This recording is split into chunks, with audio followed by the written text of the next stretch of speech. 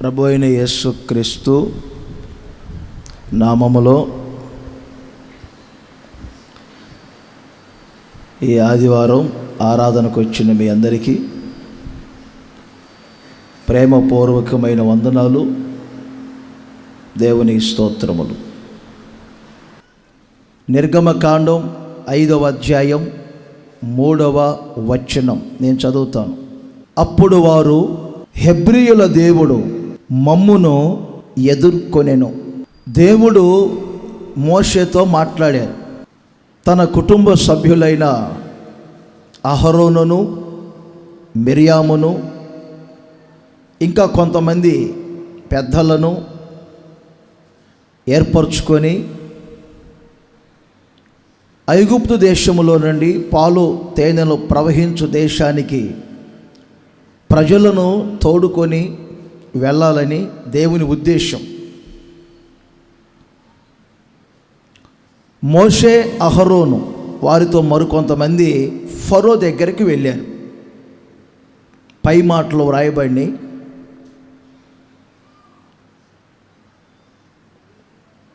మేము 3 రోజులు ప్రయాణం చేసి మా దేవునికి ఉత్సవము జరుపుకోవాలి, పండుగ జరుపుకోవాలి, మా దేవుని మేము ఆరాధన చేసుకోవాలి. కనుక మమ్మల్ని మీరు పంపించండి, మేము వెళ్తాము. అప్పుడు ఆ సందర్భములో ఈ మాట వాడారు. ఏమని? హెబ్రీయుల దేవుడు మమ్మును ఎదుర్కొనెను. ఒక వ్యక్తిని దేవుడు ఎదుర్కొంటాడా? ఒక కుటుంబాన్ని దేవుడు ఎదుర్కొంటాడా? ఒక సంఘానికి, ఒక సేవకునికి దేవుడు ఎదుర్కొని ఏం చేస్తాడు? మన దేవుడు మనల్ని ఎదుర్కొనే దేవుడా? ఆ విషయాలు కొన్ని నేను మీతో పంచుకోవడానికి ప్రేరేపణ కలిగి ఉన్నాను. ఇక్కడ హెబ్రీయుల దేవుడు అనే పదాన్ని ఉపయోగించారు. ప్రప్రథమగా బైబిల్లో హెబ్రీయుడు అనే పేరు ఆదికాండం 14వ అధ్యాయం 13వ వచనములో వ్రాయబడింది. 11వ అధ్యాయములో బాబేలు గోపురం కట్టుకోవటం, అప్పటి వరకు జాతులు ఒకటే, భాష ఒకటే. 11వ అధ్యాయములో బాబేలు గోపురము దగ్గర 5, 6, 7 వచనాలలో దేవుడు వారిని అక్కడి నుండి చెదరగొట్టెను. భాషలు వేరైపోయాయి, మనుషులు చెదిరిపోయారు, జాతులు వేరైపోయినాయి. ఆ 11వ అధ్యాయం 12వ అధ్యాయంలో షేము వంశావళిని గురించి వ్రాయబడింది. ఆ షేము వంశములో నుంచి వచ్చినటువంటి వ్యక్తి తెరహు. ఆ తెరహు కుమారుడైనటువంటి అబ్రహాం. నేను ఈ హెబ్రీయుడు అనే అంశం మీద కాదు చెప్తుంది, దాని గురించి మరొక సందేశం ఉంది. దాని గురించి మీకు ఒక క్లారిటీ తీసుకొని రావాలంటే ఈరోజు నేను చెప్పాలనుకున్నది ఏమిటంటే, ఎదుర్కొనే దేవుడు. హెబ్రీయుల దేవుడు మమ్మను ఎదుర్కొనెను. ఒక నలుగురు గురించి 4 చోట్ల ప్రాముఖ్యమైన విషయాలు రాయబడినాయి. హెబ్రీయులు హెబ్రీయులు హెబ్రీయులు అని. అది రెఫరెన్స్ ఇస్తాను, నోట్ చేయండి. ఇక్కడ అబ్రహామును గురించి వ్రాయబడింది. ఏమని? హెబ్రీయుడైనటువంటి అబ్రహామునకు తెలియజేసెను, నీ తమ్ముడైనటువంటి లోతు చెరపట్టబడెను అని. ఆదికాండం 39వ అధ్యాయం 14-17 వచనాల్లో మీరు గమనించగలుగుతారు. ఇక్కడ పోతీఫర్ భార్య చెప్తున్నారు, మనల్ని ఎగతాళి చేయటానికి హెబ్రీ దాసుడును మన ఇంటికి తీసుకొని వచ్చాడండి పోతీఫర్ అని అంటారు. లేక హెబ్రీయుడు నన్ను ఎగతాళి చేయటానికి, నన్ను హేళన చేయటానికి, నన్ను అవమానపరచడానికి వచ్చాడు. హెబ్రీయుడు, యోసేపును గురించి వ్రాయబడింది హెబ్రీయుడు అని.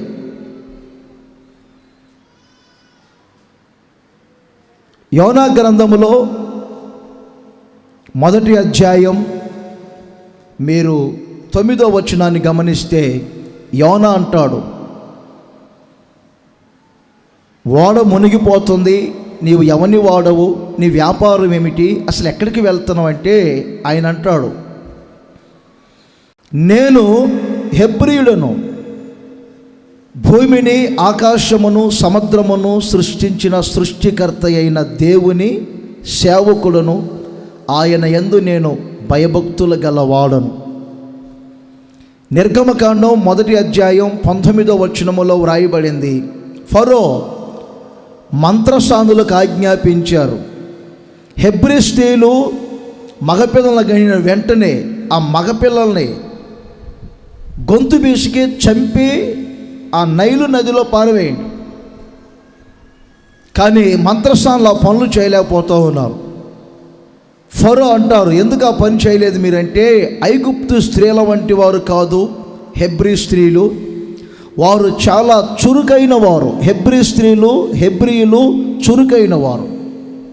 ఇందులో మీరు కొంచెం రాసుకోగలిగితే, అబ్రహాము హెబ్రీయుడు, విశ్వాసపరుడు. యోసేపు హెబ్రీయుడు, పవిత్రుడు. యోనా హెబ్రీయుడు, దేవుని యందు భయభక్తులు గలవాడు. హెబ్రీయులు చురుకైన వారు, యాక్టివ్ పర్సన్, ఉత్సాహంగా ఉంటారు, వారిలో ఒక చురుకుదనం ఉంటుంది. ప్రియమైన సహోదరులారా, క్రొత్త నిబంధనలో పౌలు మాత్రమే చెప్పగలిగారు ఒక మాట, నేను హెబ్రీయుడను అని. హెబ్రీయులంటే ఒక జాతికి సంబంధంగా కాదు మనం ఆలోచించవలసింది.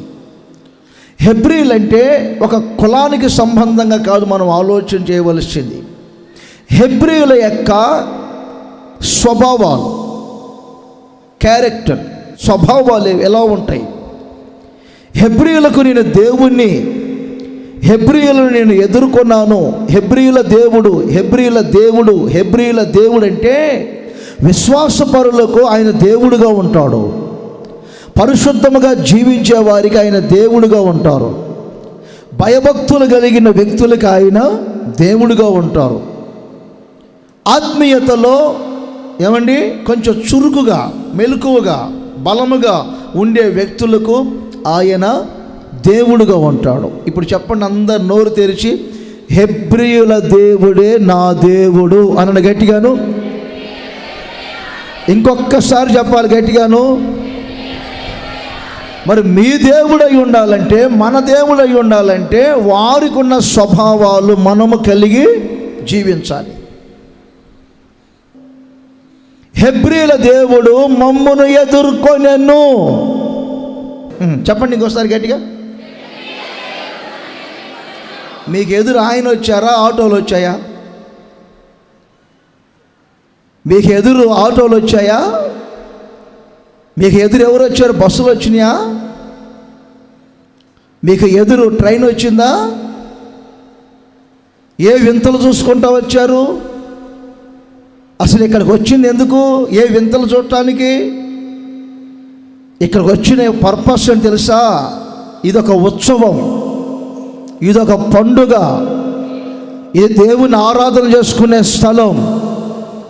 ఈ చోటుకు వచ్చిన ప్రతి ఒక్కరిని నా దేవుడు ఎదుర్కోబోతూ ఉన్నారు, నా దేవుడు కలుసుకోబోతూ ఉన్నారు, నా దేవుడు ప్రతి ఒక్కరిని దర్శించబోతున్నారు.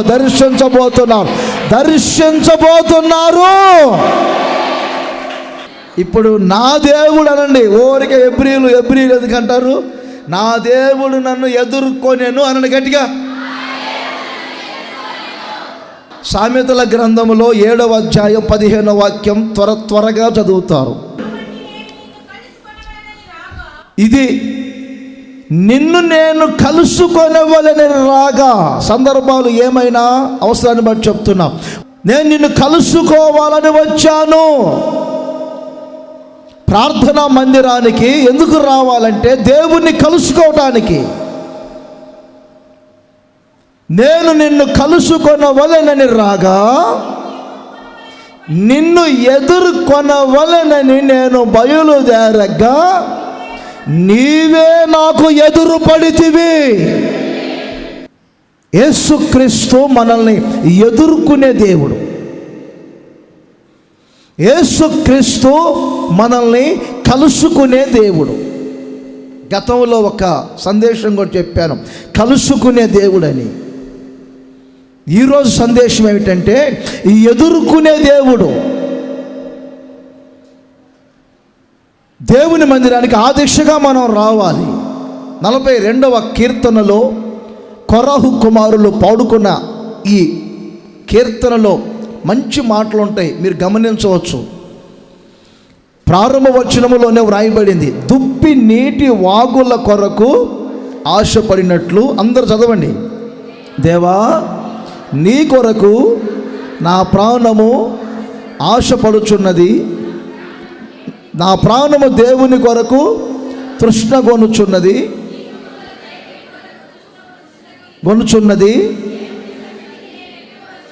ఎందుకు 11కి రండి, 11కి రండి, 12కి రండి. మన కుటుంబాన్ని చూశాను, విమర్శిస్తున్నా అనుకోవద్దండి. శనివారం చూశానండి, మీరు ఏమనుకోబాకండి. సరిగ్గా 9కి వచ్చారు. ఇక్కడ ఆమేన్ అన్నప్పుడు వారు గేట్ దాటారు. దేవుని సన్నిధికి నేను ఎప్పుడు వచ్చేదను, వారికి ఒక తృష్ణ.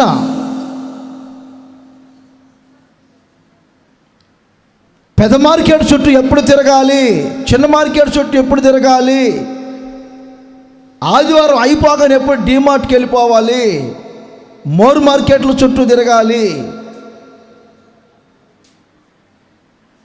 ఆదివారం అయ్యాక మునిపే సాయంకాలం అంతా ఖాళీగా ఉంటాం కాబట్టి స్పెన్సర్కి వెళ్దామా, దేనికి వెళ్దాం? దేవుని బిడ్డలకు ఉండాల్సిన తృష్ణ, దేవుని బిడ్డలకు ఉండవలసినటువంటి ఆ తపన, ఆ దాహం. ఇక్కడ కొరహు కుమారులు అంటారు చూడండి, దేవుని మందిరమునకు నేనెప్పుడు వచ్చేదను, ఆయన సన్నిధిని నేనెప్పుడు కనబడేదను. తర్వాత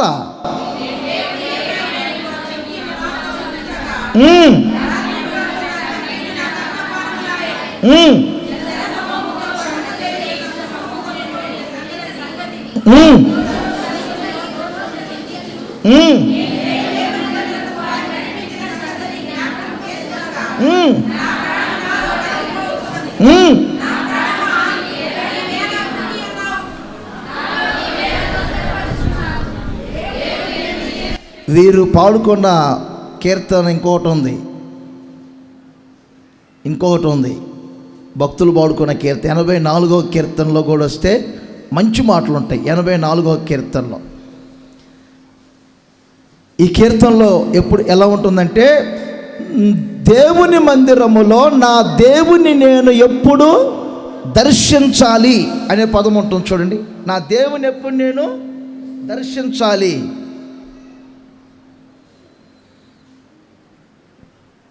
దేవుని మందిరానికి మనం వస్తుంది అందుకు, ఏదో చిల్లర మార్చి సందాలు వేయటానికి కాదు. దేవుని మందిరానికి వెళ్తుంది ఏదో వేలం పాటలు వేయటానికి కాదు. దేవుని మందిరానికి మనం వెళ్తుంది ఎందుకంటే, నా ప్రియమైన సహోదరులారా, ఈ చోట హెబ్రీల దేవుడు మిమ్మల్ని ఎదుర్కోబోతున్నారు. హెబ్రీల దేవుడు మిమ్మల్ని ఎదుర్కోబోతున్నారు. దేవుడు మిమ్మల్ని ఎదుర్కోబోతున్నారు, దేవుడు మిమ్మల్ని కలుసుకోబోతున్నారు. చప్పట్లు కొట్టి అందరూ సంతోషించండి. నా దేవుని మీరు చూసి వెళ్ళబోతున్నారు, నా దేవుడు మిమ్మల్ని ఎదుర్కోబోతున్నారు, ఆయన మిమ్మల్ని ఎదుర్కోబోతున్నారు. ఒక్కొక్కరిని ఎదుర్కొనే దేవుడు, ఎదుర్కొనే దేవుడు, ఎదుర్కొనే దేవుడు, ఒక్కొక్కరిని ఎదుర్కొనే దేవుడు. గట్టిగా చప్పట్లు కొట్టి సంతోషించాలి. ఆయన మీకు ఎదురు పడును గాక, ఆయన మిమ్మల్ని ఎదుర్కొనును గాక. ఆయన ఎదుర్కొనటం వలన అనేక ఆశీర్వాదాలు మీరు అనుభవించుదురు గాక. అందరు చేతులు పైకి చెప్పండి, గట్టిగా చెప్పండి, గట్టిగాను హల్లెలూయా. నేను ఇందులో 2 సందేశాలు సిద్ధపడ్డాను. ఒకటి మనం ఎదుర్కోవటం, రెండవది దేవుడు మనల్ని ఎదుర్కోవటం. వినండి, ఒకటి మనం దేవుని ఎలా ఎదుర్కోవాలి, అదొక సబ్జెక్ట్ నేను రాసి పెట్టాను. ఎలా మనం దేవుని ఎదుర్కోవాలి, దేవుడు మనల్ని ఎలా ఎదుర్కొంటాడు. ఇప్పుడు నేను చెప్పే సందేశం ఏంటంటే, మనం దేవుని ఎదుర్కోవటం కాదు, దేవుడే మనల్ని ఎదుర్కొనుట. మన తృష్ణ అంతా దేవుణ్ణి ఎదుర్కోవాలి అని. సామెతల గ్రంథంలో నిన్న చదువుతున్నప్పుడు ఒక మాట కనబడింది. 17వ అధ్యాయంలో 12వ వచనం. మనం ఆయన్ని ఎదుర్కోకుండా అవసరం లేని వ్యక్తులు మనం ఎదుర్కొన్నామంటే పరిస్థితులు వేరుగా ఉంటాయి. 17:12 అంటాడు, ఎవరైనా తెలిసి తెలియక ఒక మూర్ఖుని ఎదుర్కొంటే ఆ మూర్ఖుని ద్వారా కలిగేది ఏమిటి చదవండి. పిల్లలను పోగొట్టుకొనిన, అయ్యో బాబోయ్, పిల్లలను పోగొట్టుకున్న ఎలుగుబంటును ఎదుర్కొనవచ్చును కానీ మూర్ఖపు పనులు చేయుచున్నటువంటి ఏనండి ఒకసారి మూర్ఖులు ఎదురుపడుతుంటారు. కొన్నిసార్లు కొందరు ఎదురుపడ్డారంటే మాత్రం ముఖం తిప్పుకొని ఎలా వస్తాను. ఎందుకు తెలుసండి, ఇక్కడ వ్రాయబడి చూడండి, పిల్లలను పోగొట్టుకున్న ఎలుగుబంటునైనా ఎదుర్కోవచ్చు కానీ కొంతమంది మూర్ఖులు మనం ఎదుర్కొన్నామంటే మాత్రం మనకి నెమ్మది ఉండదు. ప్రియమైన సహోదరులారా, మనుషులు మిమ్మల్ని ఎదుర్కోవటం కాదు, లోకము మిమ్మల్ని ఎదుర్కోవటం కాదు, సాక్షాత్తు యేసుక్రీస్తే మిమ్మల్ని ఎదుర్కోబోతున్నాడు ఈరోజు. విశ్వసించండి. ఎన్నో సందేశాలు వింటున్నానులే, ఏదో వచ్చాను వెళ్తున్నాను, దైవ సేవకులు చెప్తున్నారు, ఉద్రేకపూర్వకంగా చెప్తున్నారు, వింటున్నాను వెళ్తున్నాను కాదు. ప్రత్యక్షముగా ఈరోజు మీరు దేవుడు ఎదుర్కొనట చూడబోతున్నారు, దేవుడు మిమ్మల్ని కలుసుకోవటం చూడబోతున్నారు, దేవుడు మిమ్మల్ని ఎదుర్కోవటం చూడబోతున్నారు. తప్పనిసరిగా నా దేవుడు మిమ్మల్ని ఎదుర్కొనుగాక, ఎదుర్కొనుగాక, ఎదుర్కొనుగాక. ఎదుర్కొనుట వలన అనేక ఆశీర్వాదాలు మీరు అనుభవించబోతున్నారు. దేవుడు మనల్ని ఎదుర్కొనుట వలన మనకు కలిగే ఆ ఆశీర్వాదాలు ఏమిటో ఒక 4 విషయాలు మీతో చెప్తాను. గతంలో ఒకవేళ మీరు కొన్ని కోణాల్లో విని ఉండవచ్చు, ప్రభు నన్ను ప్రేరేపించిన కోణంలో నేను మీకు చెప్తాను. అది మీ జీవితాలకు, కుటుంబ వ్యవస్థకు ఉపయోగపడుతుంది. నోట్ చేయండి. 21వ కీర్తన 3వ వచనం చదువుతారు, ఒకసారి వినండి.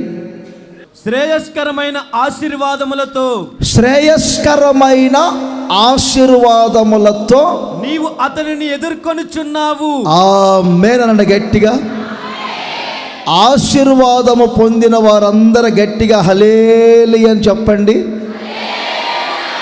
అనుకున్నా కనెక్ట్ అవుతారు. సరే, ఆశీర్వాదములలో ఇక్కడ చూడండి, మంచి ఆశీర్వాదం, శ్రేయస్కరమైన ఆశీర్వాదములు అంటే చెప్పండి, మంచి ఆశీర్వాదములు. ఆశీర్వాదం పొందిన వారందరూ హల్లెలూయా చెప్పారు. శ్రేయస్కరమైన ఆశీర్వాదం పొందిన వారు హల్లెలూయా చెప్పాలి. ఇప్పుడు చూశారా? ఏదో ఉందనుకున్నారు మీరు. శ్రేయస్కరమైన ఆశీర్వాదముతో దేవుడు భక్తుని ఎదుర్కొంటున్నాడు. ఆశీర్వాదాలలో కూడా చెడు ఆశీర్వాదాలు ఉన్నాయా అని రాత్రి నాకు ఆలోచన వచ్చింది. చెడు ఆశీర్వాదాలు ఉంటాయా?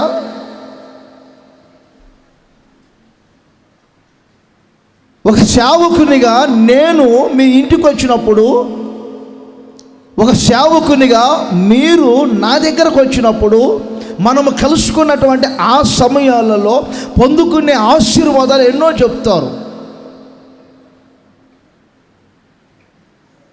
మొదటిసారి మా ఇంటికి వచ్చారు, ఇదిగో మాకు ఇవి లభించాయి. రెండోసారి మరలా మీరు మా ఇంటికి వచ్చారు, ఇదిగో ఆ రోజు మాకు ఇవి లభించాయి. మూడోసారి మేము మీ దగ్గరకు వచ్చాం, ఆ రోజు మేము ప్రార్థన చేసుకున్నాం, మాకు ఇవి లభించాయి అని శ్రేయస్కరమైనటువంటి ఆశీర్వాదాలు వారు పొందుకుంటూ ఉంటే నా హృదయంలో ఒక సంతోషం. నిజమే, ఒక సేవకుని దగ్గరకు మీరు వచ్చినప్పుడు, కలుసుకున్నప్పుడు, ఎదుర్కొన్నప్పుడు ఎన్నో ఆశీర్వాదాలు ఉన్నాయి. నేను కూడా ఆ దిశగానే అడుగు పెడతాను, ప్రేరేపణతో అడుగు పెడతాను, కొంచెం ఆలస్యమైన ప్రార్థన చేసి అడుగు పెడతాను. ఆవేశంగా విజిటింగ్ చేయాలి, వచ్చాను కాబట్టి 4 ఇళ్ళని తిరగాలి,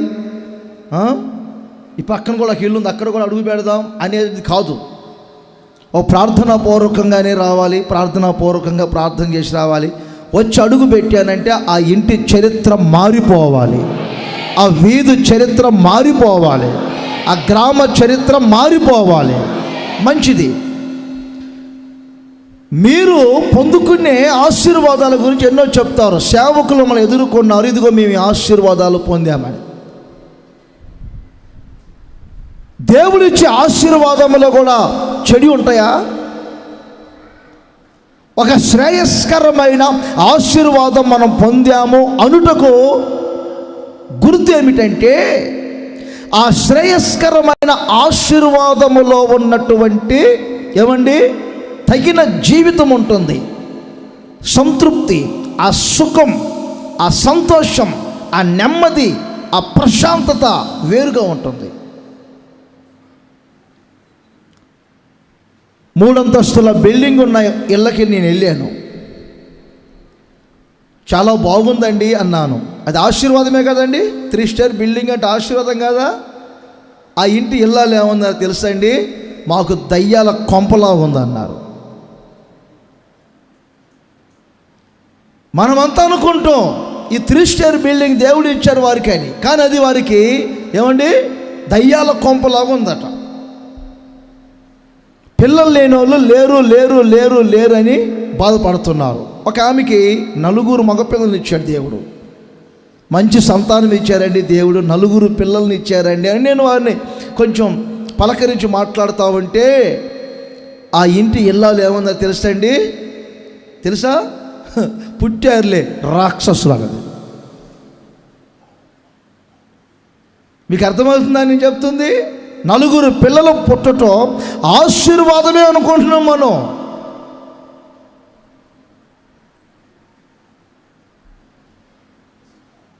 ఒక ఇంటికి వెళితే ఇల్లు మొత్తం ఒక సూపర్ మార్కెట్ లాగా ఉంది. బస్తాలు బస్తాలు బియ్యం, కందిపప్పు, బెల్లం, షుగరు అన్నీ ఉన్నాయి. అయ్యి బాబోయ్, దేవుడు సమృద్ధిగా మీకు ఇచ్చారండి అంటే ఆ ఇంటి ఇల్లాలు 2 అంటారు, యజమానుడు మా కర్మలే అన్నారు. ఏమైంది? వాటిలో ఒక్కడ కూడా తినే రాతలేదు మాకు. ఎందుకు? రైస్ తినకూడదంట. రైస్ తింటే షుగర్ పెరుగుతుందంట, అందుకని రైస్ని పక్కన పెట్టారు. కందిపప్పు తినకూడదంట, కందిపప్పు తింటేనేమో గ్యాస్ పట్టుకుంటుందంట, దాన్ని ప్రక్కన పెట్టారు. కొన్నిసార్లు చూడండి, ఈ ఇంటికి ఎవరైనా వచ్చారనుకోండి, టీ త్రాగండి అన్నామనుకో, మానేశానండి అంటారు. ఎందుకు మానేశారండి? మీకు అర్థమవుతుందా? దేవుడు ఇచ్చారు, మరి శ్రేయస్కరమేది? ఇప్పటి వరకు ఆశీర్వాదం పొందాము అనుకుంటున్నారు. మీ ఆశీర్వాదములో మీకు సుఖం ఉందా? మీ ఆశీర్వాదములో మీకు సంతృప్తి ఉందా? మీ ఆశీర్వాదములో ఏమండి మీకు నెమ్మది ఉందా? మీ ఆశీర్వాదములో మీకు ఒక ప్రశాంతత ఉందా? చెప్పాలి, సూటిగా చెప్పాలి. ఈరోజు దేవుడు శ్రేయస్కరమైన ఆశీర్వాదములతో మిమ్మల్ని ఎదుర్కోబోతున్నారు. శ్రేయస్కరమైన ఆశీర్వాదాలతో దేవుడు మిమ్మల్ని ఎదుర్కోబోతున్నారు. మంచి ఆశీర్వాదాలతో మిమ్మల్ని ఎదుర్కోబోతున్నారు. మంచి గోధుమలతో మిమ్మల్ని పోషించబోతున్నాడు. మంచి కార్యాలు మీ జీవితంలో చేయబోతున్నారు. ఇక మీదట శ్రేయస్కరమైన ఆశీర్వాదాలు మీరు అనుభవించుదురుగాక. ఇప్పటి వరకు పొందామనుకుంటున్నారు, కానీ ఆ ఆశీర్వాదములో మీకు ఒక సంతృప్తి లేదు. ఒకే చోట 3 విషయాలు మీకు చూపిస్తాను. ప్రసంగి గ్రంథం 5వ అధ్యాయం 19వ వచనం సరిగ్గా చదువుతారు. మీరు కూడా సరిగ్గా వినండి. ABCDE. ఫస్ట్ పాయింట్లో 5 విషయాలు మీకు చెప్తాను. ఏది? శ్రేయస్కరమైన ఆశీర్వాదములో ఉన్న ఒక ఆశీర్వాదం అనుకోవాల్సింది. అది కూడా అనండి, శ్రేయస్కరమైన ఆశీర్వాదాలలో ఉన్న ఆశీర్వాదమే అది. ఇక్కడ చూడండి, 19వ వచనం చదువుతారు. దేవుడు ఒకనికి ధనధాన్య సమృద్ధి ఇచ్చి, ఒక వ్యక్తికి ధనధాన్య సమృద్ధిని ఇచ్చి దాని యందు తన భాగము అనుభవించుటకును, మొదటిగా మీ భాగమును మీరు అనుభవించాలి. శ్రేయస్కరమైన ఆశీర్వాదములో ఉన్న ఆశీర్వాదం ఏమిటంటే మీ భాగమును మీరు అనుభవించాలి. 12,000 రూపాయలు మీరు సంపాదించుకుంటున్నారు. ఆ 12,000 రూపాయలు మీరు అనుభవించాలి. 4 సెంట్ల స్థలం మీకుంది. ఆ 4 సెంట్ల స్థలాన్ని మీరు అనుభవించాలి. ఎన్ని చోట్లండి? అడుగు స్థలం దగ్గర 4 తరాలు కోర్టు కేసులతోటే సరిపోయిందండి. 4 తరాలు గతించిపోయాయి. Court case తెగలేదండి. 4 తరాలు గతించిపోయాయి, కానీ కోర్టు కేసు తెగిపోవట్లేదు. వారి భాగాన్ని వారు అనుభవించినట్లండి.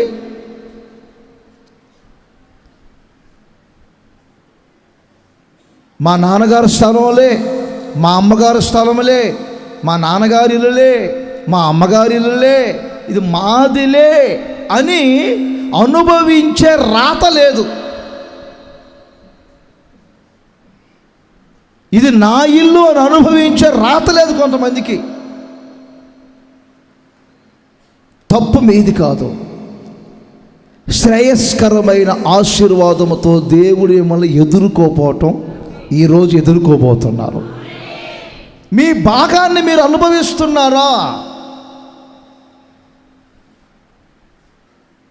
ఒకరు చెప్తారు నాకు, బ్యాంకులో డబ్బు తీసుకునే వరకే నా చేతులు అన్నయ్య, ఆ బెజ్జంలో రంధ్రంలో చెయ్యి పెడతానన్నయ్య, నా చేతిలోకి వస్తాయి అంతేనన్నయ్య, బయటికి తీయక మునిపే ఇంకొక చేయి పడిద్దంట. ఎందుకు? అవసరం లేని షూరిటీలు పెట్టారు. షూరిటీలు పెట్టి సూరు కాల్చుకున్నారు. వారి కుటుంబ పోషణ కొరకు, వారి పిల్లల పోషణ కొరకు, వారి ఇంటి వస్తువులు కొనుక్కోవటానికే కొంతమందికి స్తోమత ఉండదు. వారు దూరటానికే లేదు. బ్రదర్స్ వింటున్నారు? మీరు కనెక్ట్ అవుతున్నారా? వారు దూరటానికే లేదు. పైన మళ్ళీ ఒక డోలు పెట్టుకున్నారంట. పైన ఇదే షూరిటీలు అడ్డం ఉండటం, ఏమండి, అప్పులు తెచ్చి వారికి ఇవ్వటం, వీరికి ఇవ్వటం. తర్వాత పరిస్థితి ఏమిటి? దయచేసి శ్రేయస్కరమైన ఆశీర్వాదములో ఉన్న మొదటి ఆశీర్వాదం ఏమిటంటే మీ భాగమును మీరు అనుభవించాలి. నా భాగాన్ని నేను అనుభవించాలి. ఆమేన్ చెప్పండి గట్టిగా. రెండో విషయం చూడండి, అక్కడ ఏమని రాయబడిందో, అన్నపానములు పుచ్చుకొనుటకును. అన్నపానములు పుచ్చుకోవాలి. ఇప్పుడు నేను ఒక్క మాట అడుగుతా, చేతులు పైకి చూపించాలి, ఏమనుకోబాకండా. రాత్రులు మేము తృప్తిగా అంత అన్నం తింటున్నాము అనేవారు చేతులు పైకి ఎత్తమంటే ఎంతమంది ఎత్తారు? రాత్రులు తృప్తిగా అది అంత అన్నం తిని పనుకుంటున్నాం మేము అనేవారిని చేతులు పైకి ఎత్తమంటే, ఆరోగ్య సూక్తులు ఎన్ని పాటిస్తున్నారండి? ఆరోగ్య సూక్తులు అన్నపూర్ణ లాంటి ఆంధ్రదేశంలో మనం ఉన్నాం. మన దేశంలో అన్నం సమృద్ధిగా పండుతుంది. విన్నారండి? అన్నం సమృద్ధిగా పండుతుంది. ప్రాంతాలను బట్టి ఆ కల్చర్ని బట్టి ఆ వాతావరణాన్ని బట్టి వాళ్ళకి సెట్ అవుతాయి. నేను నేపాల్ వెళ్ళాను, యూపీ నేపాల్ రెండు పక్కనే ఉంటాయి. యూపీ పక్కనే నేపాల్ దేశం ఉంటుంది. నేపాల్ వెళ్ళాను నేను, వారం రోజులు ఉన్నాను. వారం రోజులు టిఫిన్ ఏమిటంటే పూరి, ఇక వేరే టిఫిన్ లేదు, పూరి. వారం రోజులు ఆ పూరీలకు కూర ఏమిటంటే ఆలుగడ్డలు. ఒక్కరోజు ఇక్కడ ఆలుగడ్డలు చేస్తున్నారంటే చేరు, ఒక్కరోజు చేసిన రోజు లేదు. ఎందుకంటే ఎక్కడ పట్టకపోయిద్దో అని. వారం రోజులు ఇక్కడేమో మన ప్రాంతంలోనేమో బిర్యానీ మీద గుడ్డు పెట్టిస్తారు కదా. ఇప్పుడు యూపీ బిర్యానీ మీద అంతలా ఆలుగడ్డ పెట్టిస్తారు, ఇంతలా ఆలుగడ్డ. నాకు అసలు అర్థం కాలేదు, ఏంట్రా ఇది, ఏం పండు అసలు ఏం కాయదని చూస్తే ఇంత లావు. అది ఇవ్వకపోతే బిర్యానీ లేదంట అక్కడ.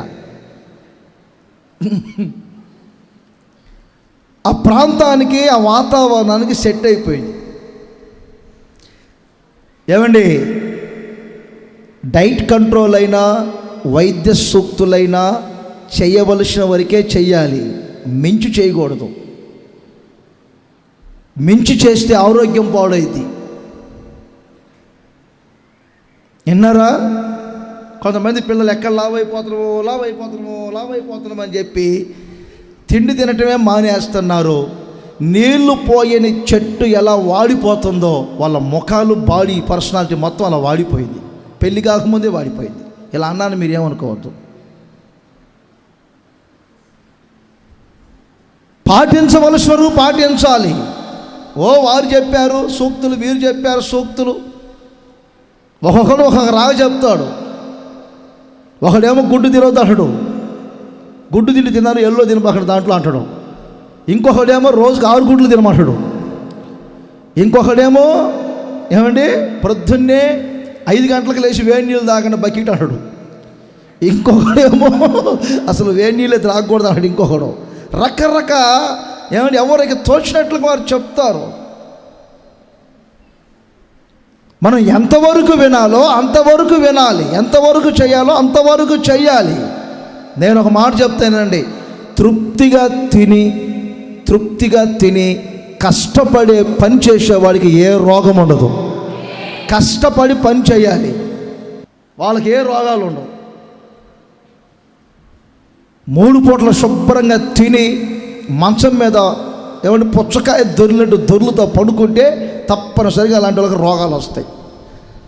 ఈ రోజున అన్నపానాలు పుచ్చుకోలేకపోతున్నారు బ్రదర్స్, అన్నపానాలు పుచ్చుకోలేకపోతున్నారు మీరు. ఇదొకటి. రెండవది ఏమంటే రోగాలు ఒక ప్రక్కన, మరొక పక్కన మానసిక ఒత్తిళ్ళు.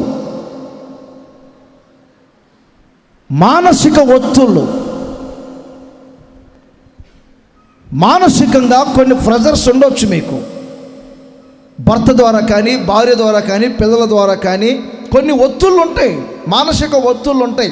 ఆ ఒత్తిళ్ళు ఉన్నప్పుడు మీరు భోజనం మానుతారా? ఎలా? అన్నపానాలు ఎలా మానితే ఎలా?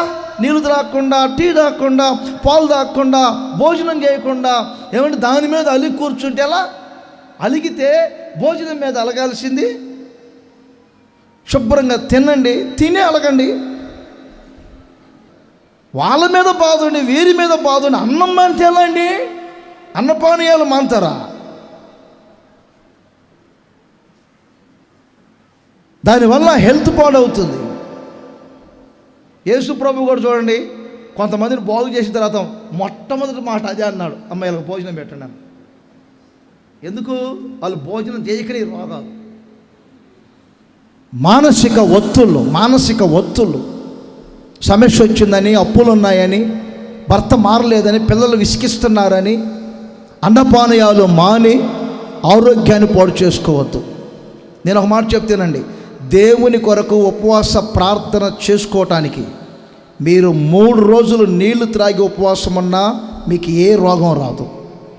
దేవుని కొరకు మీరు ప్రార్థన చేసుకోవటానికి, దేవుని కొరకు నేను ప్రార్థన చేసుకుంటున్నాను, ఉపవాస ప్రార్థన చేసుకుంటున్నానని మీరు 3 రోజులు నీళ్లు త్రాగి ఉపవాస ప్రార్థన చేసుకున్నా మీకేం కాదు. వారి మీద వీరి మీద అలిగి మీరు 1 రోజు తినకపోయారంటే గ్యాస్ పట్టుకుపోయింది మీకు. ఉపవాస ప్రార్థన అన్నప్పుడు దేవుడు కాచుకుంటాడు ఆ వ్యక్తిని. శ్రేయస్కరమైన ఆశీర్వాదములో ఉన్న ఆశీర్వాదం ఏమిటంటే, 1 తన భాగమును అనుభవించాలి, 2వది అన్నపానములు పుచ్చుకోవాలి, 3వది తన కష్టార్జితమందు వారు సంతోషించాలి. మీ కష్టార్జితమందు మీకు సంతోషం ఉండాలి. దేవుడు ఎంత ఇచ్చినా సంతృప్తే. నేను భీమవరంలో ఉన్నాను, అక్కడ ఏమంటే ఆ ప్రాంతాన్ని బట్టి, ఆ జనాన్ని బట్టి నాకు అక్కడ వచ్చేది సంఘంలో లక్షల రూపాయలు వస్తాయి చెప్తున్నా. ఇక్కడ పరిస్థితులు వేరు, అక్కడ పరిస్థితులు వేరు. అక్కడ తీసుకున్న దాంట్లో నేను ఇక్కడ తీసుకుంది 10వ భాగమే, 10వ వంతే తీసుకుంటున్నా. అక్కడ 100 తీసుకుంటే అన్నంత మాత్రం నాకు అసంతృప్తి లేదే. మన కష్టార్జితమందు మనకేముండాలి? సంతోషం ఉండాలి. మీ కష్టార్జితమందు మీకు సంతోషం ఉండాలి. దేవుడు 50,000 ఇచ్చారా? సంతోషించు. 1,00,000 ఇచ్చారా? సంతోషించు. 10 రూపాయలు ఇచ్చారా? దాంట్లో సంతోషించు.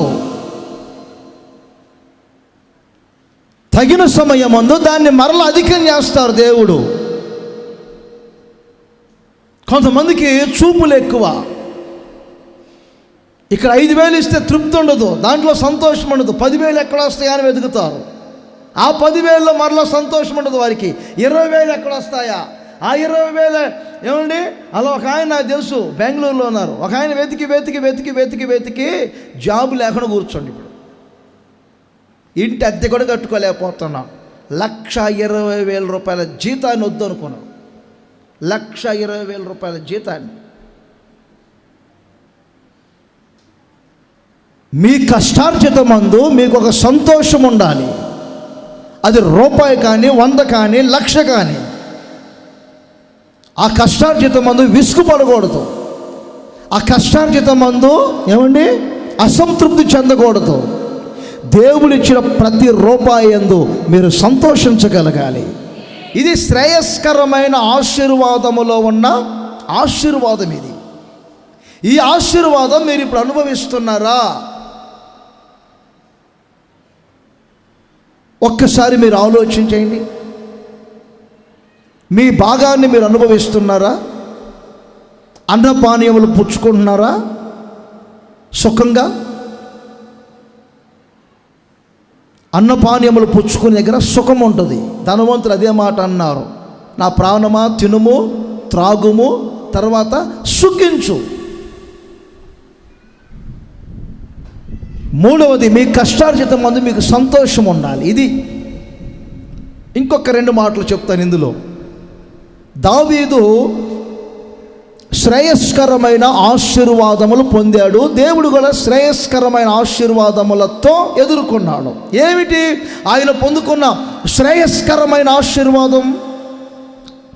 సమూయేలు 2వ గ్రంథం 7వ అధ్యాయం 29వ వచనములో 2 మాటలు కనబడతాయి. దయచేసి నీ దాసుడినైన నా కుటుంబము నిత్యము నీ సన్నిధిని ఉండినట్లుగా దానిని ఆశీర్వదించుము. యెహోవా నా ప్రభువా, నీవు సెలవిచ్చి ఉన్నావు, నీ ఆశీర్వాదము నుండి నా కుటుంబము నిత్యము ఆశీర్వాదం ఆశీర్వదింపబడును గాక. ఏనండి మంచి మాట. నీ ఆశీర్వాదము నొంది నేను ఆశీర్వాదముగా ఉందును గాక.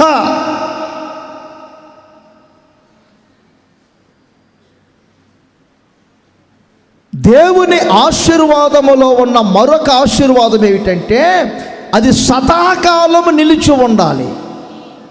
మీ ఆశీర్వాదం సదాకాలము నిలిచి ఉండాలి.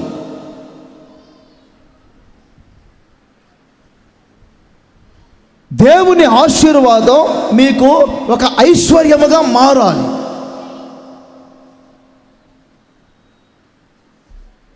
వారానికి లేకపోతే 10 రోజులకు, నెలకు, సంవత్సరానికి కాదు. ఆశీర్వాదం, దేవుని ఆశీర్వాదం సదాకాలము నిలిచి ఉండాలి. అందుకే సామెతల గ్రంథకర్త అంటాడు చూడండి, 10వ అధ్యాయం 22వ వచనం. ఇక్కడ ఏమంటాడు?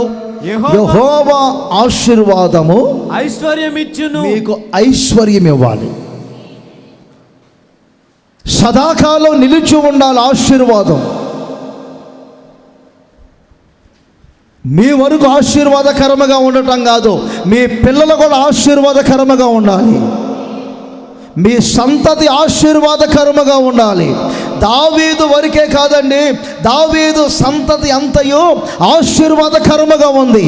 ఆశీర్వాదం అనేది పిల్లల వరకు రావాలి. తరతరాలు నిలిచి ఉండాలి ఆశీర్వాదం. సదాకాలము నిలుచు ఆశీర్వాదముతో నా దేవుడు మిమ్మల్ని ఆశీర్వదించునుగాక. ఇప్పుడు మరి శ్రేయస్కరమైన ఆశీర్వాదం మీరు అనుభవించాలనుకుంటే ఆ ఆశీర్వాదం సదాకాలం నిలవాలి, ఐశ్వర్యముగా మారాలి. నా సంగతి చెప్తాను, నేను ఎవాంజలిస్ట్ని కాదు, నేను సంఘ కాపర్ని, నేను ఒక సువార్థికుడిని అనుకోండి. సంఘం లేకుండా వినండి బాగా. నాకు ఆరోగ్యంగా ఉన్నప్పుడు అందరూ పిలుస్తాను, సభలకు వెళ్తాను, నాకు కానుక ఇస్తారు. నాకు వయసు మీద పడింది అనుకోండి, ఇక నేను వెళ్ళలేను అనుకోండి, నన్ను ఎవరు పిలుస్తారు? బాగుందని చెప్పే వాడుకుంటాం యాంపుల్ పేరుల్ని. ఇప్పుడు 3 ఉన్నాయి అక్కడ చూడండి, మన రూమ్లో 3 బడి ఉన్నాయి, 3 యాంపుల్ పేర్లు ఉన్నాయి, మిక్సర్ బోర్డులు 3 ఉన్నాయి. ఎందుకంటే రిపేర్ అయింది, పక్కన పడేశాడు. మళ్ళీ లేటెస్ట్గా ఒకదాన్ని వాడుతున్నారు. అది ఎప్పుడు మరలా మూలం పడితే మనకు తెలియదు. సేవ అనేది కూడా కొంతమంది బాగుందని చెప్పే వాడబడతారు, బాగలేదు అనుకుని పక్కన పడేస్తారు. ఇంకొకరు లీడింగ్లోకి వస్తాడు, ఇంకొకరు లీడింగ్లోకి వస్తాడు, ఇంకొకడు వస్తాడు. మాకు ఆ డౌట్ లేదు. గొంతులో ఊపిరినంత వరకు కుర్చీ వేసుకొని కూర్చుంటే చాలు. మీరున్నారు మాకు చాలు. ఆమె చెప్పండి గట్టిగా. మీరున్నారు నాకు, నేను ఎక్కడ తిరగాల్సిన అవసరం లేదు. నాకు ఇచ్చిన గొర్రెలను నేను పెంచుకుంటా ఉంటే చాలు. నేను ఇక్కడ కూర్చున్నా చాలు రాబోయే రోజుల్లో. అదే సంతోషం.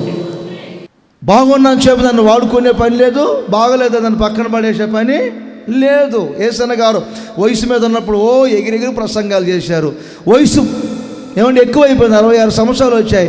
ఊక్కుంటూ వచ్చినా రిసీవ్ చేసుకున్నాం, నడవలేకపోయినా మోసుకొని తీసుకొచ్చుకున్నాం, కుర్చీలో కూర్చోబెట్టుకొని చెప్పించుకున్నాం. ఎందుకంటే ఇది సదాకాలము నిలిచే ఆశీర్వాదం.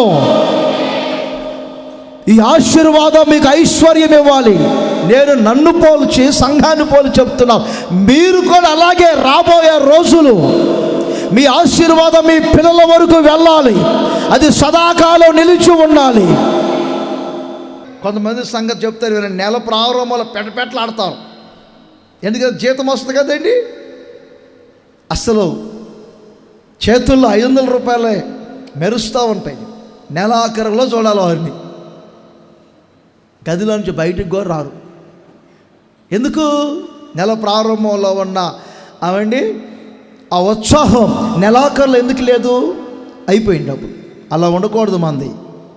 ఎప్పుడు సదాకాలం మీ కుటుంబాలు ఆశీర్వాదకరముగా ఉండునుగాక. దేవుని శ్రేయస్కరమైన ఆశీర్వాదం అంటే మీ కుటుంబాలు నిత్యము ఆశీర్వదించబడాలి. 29లో మరొక మాట ఉంది. దేవుని ఆశీర్వాదములో మరొక ఆశీర్వాదం ఏమిటంటే మీ కుటుంబాలు దేవుని సన్నిధిలో స్థిరపడాలి. 7:29లోనే మరొక మాట అది. మీ కుటుంబాలు దేవుని సన్నిధిలో స్థిరపడాలి. నేను మాట చెప్తా తల్లిదండ్రులుగా మీకు, మీ పిల్లలు కలెక్టర్లు అయ్యారు, డాక్టర్లు అయ్యారు, ఏమండి యాక్టర్లు అయ్యారు అనే సంతోషం కంటే కూడా మా పిల్లలు దేవుని మందిరములో స్థిరపడ్డారు అనే సంతోషం మీ జీవితానికి కావాలి. మా పిల్లలు దేవుని సన్నిధిలో స్థిరపడ్డారు. మా కుటుంబం అంతా దేవుని సన్నిధిలో స్థిరపడింది. దావీదు ఇదే కోరుకున్నారు. అయ్యో దేవా, మా సాలుమోన్నే ఇక్కడ చూసుకో, మా అబ్షాలోము కొద్దిగా, మా సాలుమోనుకి సింహాసనం ఇచ్చావు కదా, మా అబ్షాలోము ప్రధానమంత్రిగా పెట్టావు, మా అమ్ములోనేమో డాక్టర్. ఇలా కోరుకున్నాడండి దావీదు. మీరు చెప్పండి, దావీదు కోరుకుంది ఒకటే, నా కుటుంబం అంతా మీ సన్నిధిలో నిత్యము స్థిరపరచబడునుగాక. నిత్యము స్థిరపడాలి నా కుటుంబం. ఇదయ్యా శ్రేయస్కరమైన ఆశీర్వాదం. ఇప్పుడు చెప్పాలి, శ్రేయస్కరమైన ఆశీర్వాదం పొందిన వాళ్ళు ఇప్పుడు చెప్పాలి. ఇప్పుడు చెప్పండి ఒకసారి చేతుల పైకి ఎత్తి. ఒకవేళ ఇప్పటి వరకు ఈ 5 విధములైన ఆశీర్వాదాలు మీరు పొందలేదేమో, దేవుడు ఈ ఆగస్టు నెల మొదటి ఆదివారం శ్రేయస్కరమైన ఆశీర్వాదములతో ఆయన మిమ్ములను ఎదుర్కోబోతున్నారు. ఆయన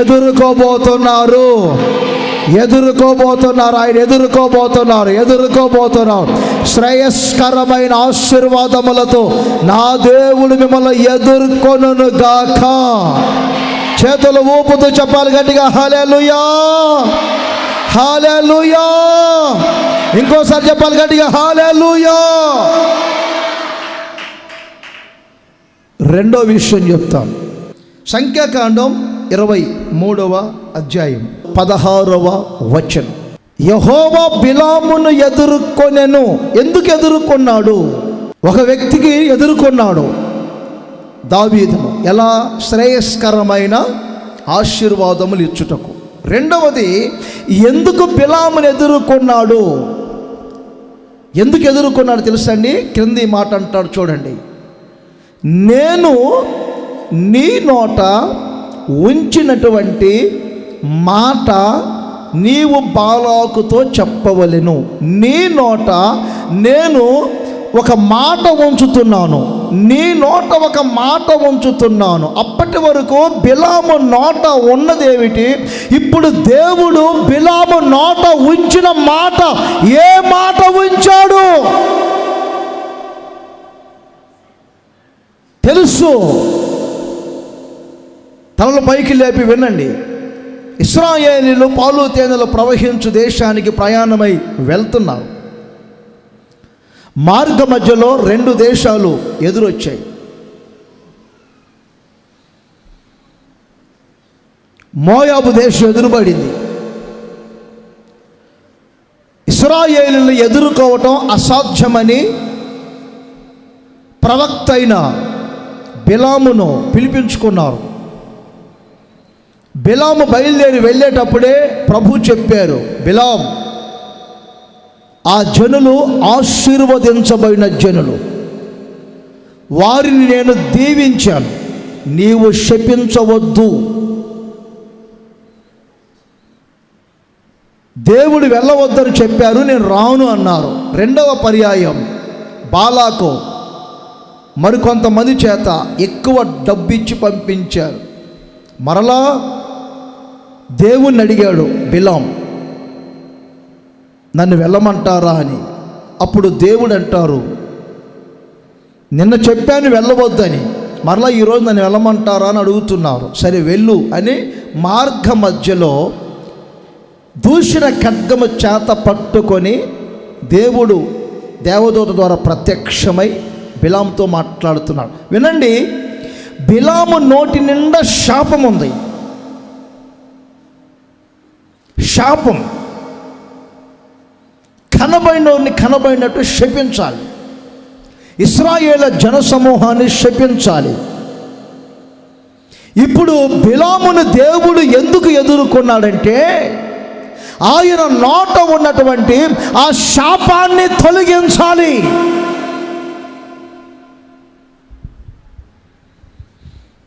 ఆయన నోట ఉన్న ఆ శాప వచనం తొలగిపోవాలి ఇప్పుడు. అందుకే బిలాం, నీ నోట ఇప్పుడు నేను ఉంచిన మాటల వచనాన్ని నీవు పలకాలి, ఆ మాటనే ఉచ్చరించాలి. దేవుడు మిమ్మల్ని ఎదుర్కొని ఎందుకో తెలుసా? మీ నోట ఉన్న శాప వచనాన్ని తొలగించి మీ నోట దీవెన వచనాన్ని ఉంచాలని. దేవుని ప్రజల నోట దీవెన వచనం ఉండాలి. దేవుని ప్రజల నోట ఆశీర్వాద వచనం ఉండాలి. ఒక సేవకునిగా నా నోట ఆశీర్వాదపు వచనం ఉండాలి.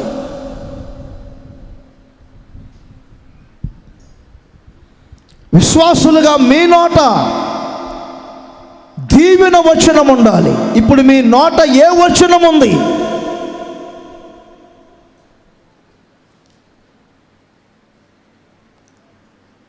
తెలిసి తెలియని అనుభవాలలో ఇంకా నడిపించబడుతూ మీ నోట కోపవచనం ఉందా? శాపవచనం ఉంటుందా? బూతుల వచనాలా? మీ నోట ఏ వచనం క్రియ చేస్తుంది? దేవుడు నన్ను మిమ్మల్ని ఆశీర్వదించడానికి ఏర్పరచుకున్నాడు. నా నోట ఎప్పుడు దీవెన వచనాలు రావాలి. అందుకే బిలాము కొండెక్కి ఇశ్రాయేలును శపించబోతున్నాడు. కానీ ఆయన నోట ఇప్పుడు శాప వచనాలు రావట్లేదు. ఆయన నోట దీవెన వచనాలు బయలుదేరాయి. దీవెన వచనాలు బయలుదేరాయి. దేవుడు దీవించమని చెప్పాను. అదే సంఖ్యాకాండములో వ్రాయబడింది కింద. దేవుడు దీవించమని చెప్పాను, దేవుడు దీవించను, నేను దానిని మార్చలేను. దేవుడు మాట ఇచ్చి నెరవేర్చుటకు సమర్థుడు. మాట తప్పేవాడు కాదు, ఆయన నరుడు కాదు. మీ నోటిని దేవుడు శుద్ధి చేయబోతున్నాడు. మీ నోరు శుద్ధీకరించబడాలి. మీ నోట ఎప్పుడు ఆశీర్వాదపు వచనం రావాలి. ఏ వచనం వస్తుంది? మీ నోట ఏ వచనం వస్తుంది? ఒక భర్తను ఏ వచనములతో దీవిస్తున్నారు? ఒక భార్యను ఏ వచనములతో దీవిస్తున్నారు? పిల్లలను ఏ వచనాలతో దీవిస్తున్నారు? విసిగించవచ్చు, మానసికంగా మిమ్మల్ని బాధించవచ్చు. అయినా దేవుడు దీవించుటకే మనల్ని ఏర్పరచుకున్నాడు. అందరి చేతుల ఊపుతూ చెప్పండి గట్టిగా హల్లెలూయా అని. ద్వితీయోపదేశకాండం 11వ అధ్యాయం 29వ వచనములో 2 పర్వతముల మీద ఇద్దరుండాలి. ఒక 6 గోత్రాలు ఈ పర్వతం మీద ఉండాలి, ఒక 6 గోత్రాలు ఈ పర్వతం మీద ఉండాలి. గెరిజీము పర్వతం మీద ఒక 6 గోత్రాలు ఉండాలి. ఏమండి, ఏబాలు పర్వతం మీద ఒక 6 గోత్రాలు ఉండాలి. వారి నోట రావాల్సింది ఏమిటి తెలుసండి? 6 గోత్రాల నోట రావాల్సింది ఎప్పుడు దీవెన వచనమే రావాలి. దీవెన వచనమే రావాలి. నోరు తెరిస్తే కొంతమంది అబద్ధాలు, నోరు తెరిస్తే కొంతమందికి సరసోక్తులు, కోపాలు, నోరు తెరిస్తే కొంతమందికి బూతులు. ఇక్కడ బల్లారాధన తీసుకుంటారు, మరలా బూతులు. ఎంతవరకు వాస్తవం అండి? దేవుడు మిమ్మల్ని ఎదుర్కొంటున్నారు ఈరోజు. దేవుడు మిమ్మల్ని ఎదుర్కొంటున్నారు. ఎందుకో తెలుసా? మీ నోటిని శుద్ధీకరించబోతున్నారు. లోకంలో కొంతమంది పొగరబెట్టిన మాటలు మాట్లాడుతుంటారు, గర్వపు మాటలు మాట్లాడతారు. కలిశారంటే చాలు కొంతమంది లోకంలో చాలామంది అహంకారపు మాటలు, ఉద్రేకపు మాటలు, ఆవేశపూరితమైనటువంటి మాటలు. దేవుని బిడ్డలకి ఇవి తగవు. మీ నోట రావాల్సింది దీవెన వచనం. రెండవది, మీ నోట ఎప్పుడు రావాల్సింది కృతజ్ఞతా వచనం. ఎఫెసీ పత్రిక 5వ అధ్యాయం 3-4 వచనాలు కృతజ్ఞతా వచనమే రావాలి. యోబుకి ఎన్ని నష్టాలు వచ్చినా, కష్టాలు వచ్చినా ఆయన నోట కృతజ్ఞతా వచనమే వచ్చింది. యెహోవా ఇచ్చెను, చెప్పండి, యెహోవా ఆయనకే స్తుతి కలుగును గాక. ఎప్పుడు మీ నోట ఆశీర్వాదపు వచనం రావాలి. రెండవది ఏ వచనం? కృతజ్ఞత వచనం. అనండి అందరూ స్తోత్రం అనండి గట్టిగా. ఇచ్చినా, ఇవ్వకపోయినా, కొట్టినా అనండి, కొట్టకపోయినా, పెట్టినా, పెట్టకపోయినా. ఇక్కడున్న అంత ఓపిక ఇంటి దగ్గర ఎందుకు ఉంటుంది? ఆయన టీవీ బగలు కొట్టాడంట, ఏమేమి ఫ్రిడ్జ్ బగలు పెట్టింది. ఇద్దరు పోటీ. కృతజ్ఞతా వచనం రావాలి. ఇది మొదలుకొని ఎక్కడ నిలబడినా స్తోత్రం, ఇంతేగా స్తోత్రం. సాంబ్రాణి పొగరాగా రావాలి ఎప్పుడు స్తోత్రం. కృతజ్ఞతా వచనం మీ ఇంట్లో ఎప్పుడు కృతజ్ఞతా వచనమే రావాలి.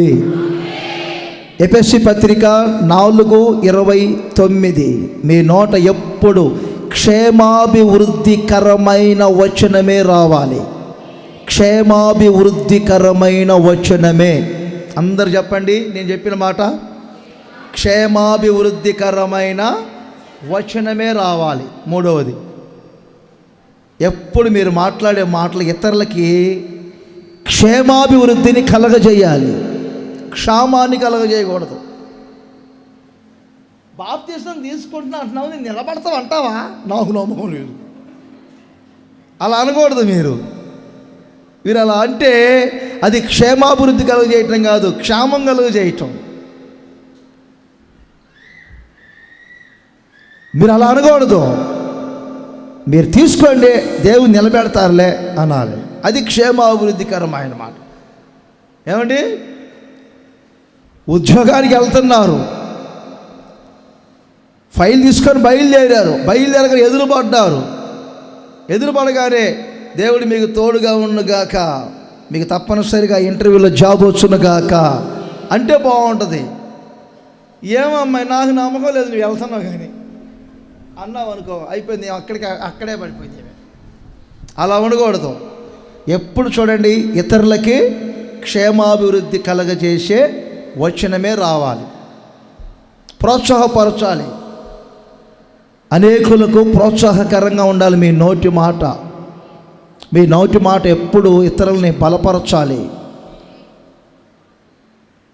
అందుకని మీ నోట ఎప్పుడు ఆశీర్వాదపు వచనం, రెండవది కృతజ్ఞత వచనం, మూడవది క్షేమాభివృద్ధికరమైన వచనమే రావాలి. ఇంకా చాలా ఉన్నాయి, 7 విషయాలు ఉన్నాయి, కానీ ఒక మాట చెప్తాను. జ్ఞాన వచనములు రావాలి మీ నోట.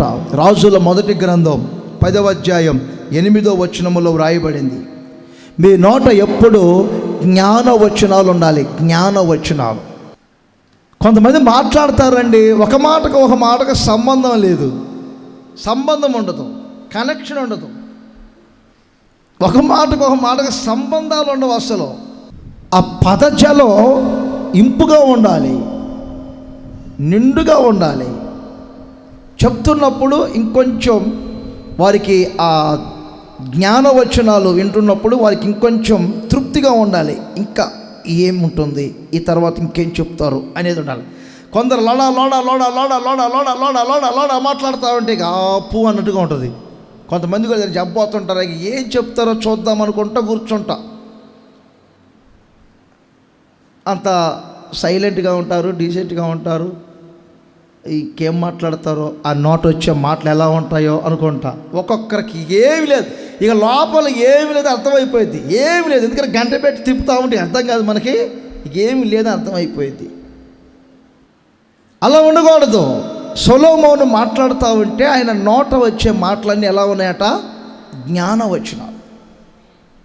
భూపతులందరూ వచ్చి ఆయన నోటి మాటలు వింటున్నారు, ఆ జ్ఞానవచనాలు. ఎంత సంతృప్తిగా ఉన్నాయి. ఆమె అంటారు ఒకే మాట, నీ ఎదుట నిలిచి నీ జ్ఞానవచనాలు వింటున్న నీ ప్రజలు ధన్యులయ్యా. నీ జ్ఞానవచనాలు వినే నీ ప్రజలు ధన్యులయ్యా.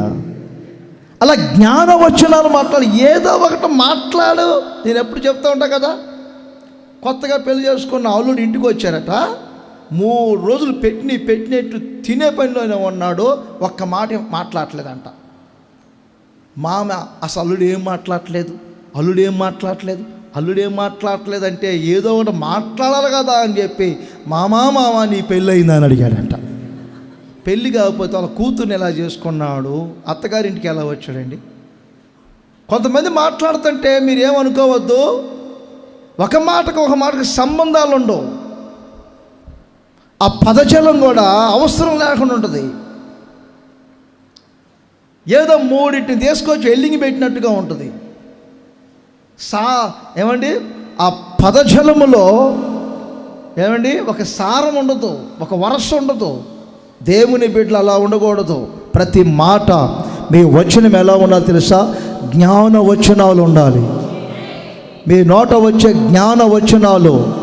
ఏమండి, ఆ వందన వచనం మరియా మాట్లాడుతుంది, వందన వచనం చెప్పింది. ఆ మాట్లాడుతూ ఉన్నప్పుడే ఎలిజబెత్ కడుపులో ఉన్న ఆ బిడ్డ గంతులు వేస్తూ ఉంది. ఆమె అంటది, నీ నోట వచ్చినటువంటి ఆ జ్ఞాన వచనాలు, ఆ వందన వచనాలు, ఆ శుభవచనాలు పలుకుతున్నప్పుడే నా కడుపులో ఉన్న పిండము గంతులు వేస్తుంది తల్లి.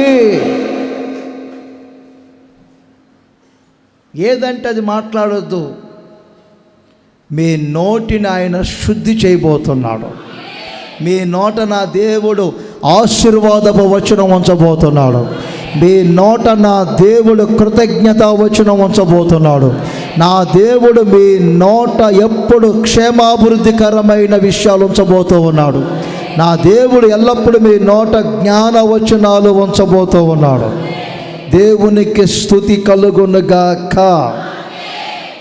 స్టెఫెన్ భక్తుడు మాట్లాడుతూ ఉంటే ఆయన అగపరుచిన జ్ఞానాన్ని ఆ రోజుల్లో ఉన్న ప్రజలు ఎదిరించలేకపోయారు. దేవునికి స్తోత్రము కలుగునుగాక. నేను ఒక మాట అంటాను, మీరు కూడా ఒక మాట అనండి. దేవుడు మిమ్ములను ఎదుర్కొని మీకు శుభం అని చెప్పబోతూ ఉన్నారు. నేను అంటాను, మీకు శుభము కలుగునుగాక. మీరు కూడా అనండి, శుభం కలుగునుగాక. మీరు కూడా అనండి గట్టిగా. అంటే పెళ్లి చూపులా?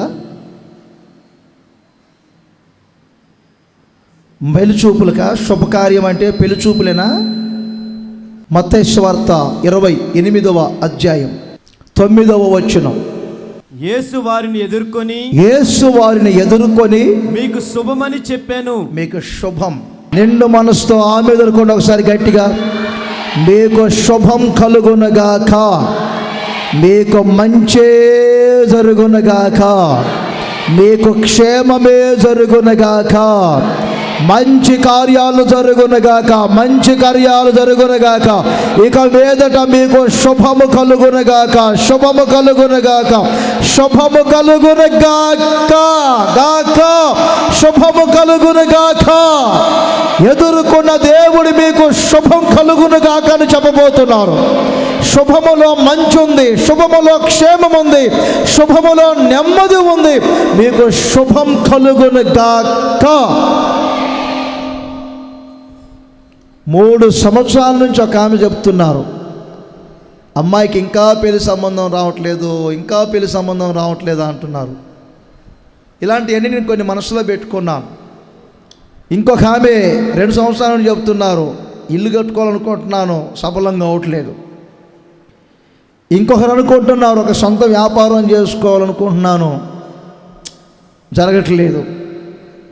ఇంకొకరు చెప్పారు, 3 సంవత్సరాలు చెప్తూనే ఉన్నారు, ప్రపంచంలో ఉన్న వారందరికీ పనులు ఉన్నాయంట, ఆయనకు పని ఉండదంట. ఆయనే నాకు చెప్తుంటారు, 3 సంవత్సరాల నుంచి నాకు పని దొరకట్లేదు అంటాడు. ప్రపంచంలో ఉన్న వాళ్ళందరికీ పనులు ఉన్నాయి, అన్ని ఖండాల్లో ఉన్న వాళ్ళందరికీ పనులు ఉన్నాయి, ఈయనకు పని లేదు. పని చేసే వాడికి ఏదో ఒక పని దొరికింది. పని చేయాలనే మనస్సు ఉండాలి, కానీ ఏదో ఒక పని దొరికింది. సూపర్ మార్కెట్లోనే ఉండొచ్చు, ఈ పని కాదు ఆ పని, ఆ పని కాదు ఆ పని, ఏదో ఒకటి చేసుకోవచ్చు. విన్నారండి? కొంతమందికి ఇది ఒక వంక, గవర్నమెంట్ జాబే రావాలి, గవర్నమెంట్ జాబే రావాలి, గవర్నమెంట్ జాబే రావాలి అనుకోకూడదు. ఏదో ఒక జాబు ఏమండి చేస్తూనే ఉండాలి, చేస్తూ ప్రయత్నిస్తూ ఉండాలి. కొన్ని కాన్సెప్ట్లు పెట్టుకుంటారు, లక్ష్యాలు పెట్టుకుంటారు, అది రాలేదు అది రాలేదు అది రాలేదు అని అదే ధ్యాస. పని చేసే వారికి ఏదో ఒక పని చేసుకోవాలి.